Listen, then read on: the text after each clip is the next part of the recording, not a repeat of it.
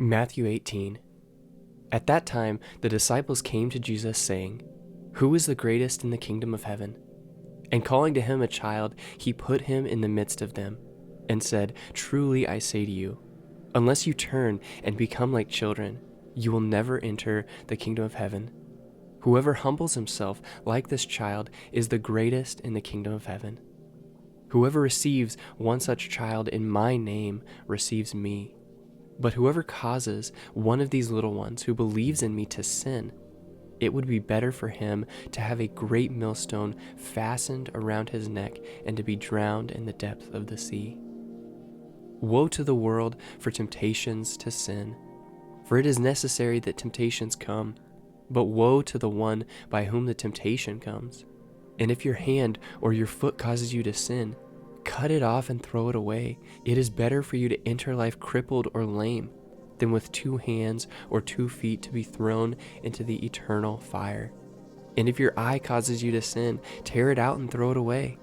It is better for you to enter life with 1 eye than with 2 eyes to be thrown into the fire of hell. See that you do not despise one of these little ones. For I tell you that in heaven their angels always see the face of my Father who is in heaven. What do you think? If a man has 100 sheep and one of them has gone astray, does he not leave the 99 on the mountains and go in search of the one that went astray? And if he finds it, truly I say to you, he rejoices over it more than over the 99 that never went astray. So it is not the will of my Father who sits in heaven that one of these little ones should perish. If your brother sins against you, go and tell him his fault between you and him alone. If he listens to you, you have gained your brother.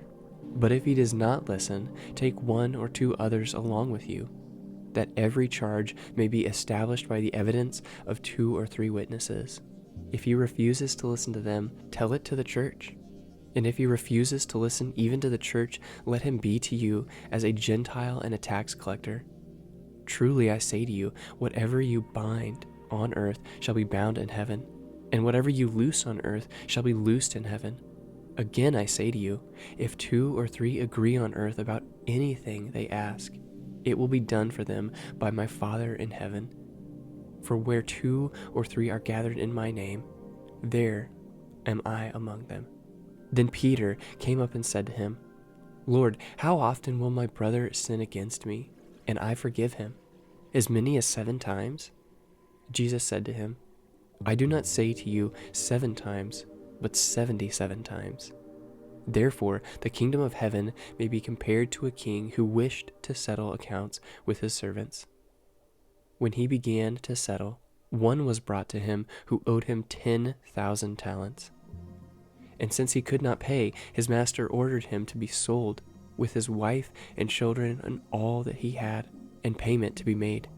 So the servant fell on his knees, imploring him, 'Have patience with me, and I will pay you everything.' And out of pity for him, the master of that servant released him and forgave him the debt.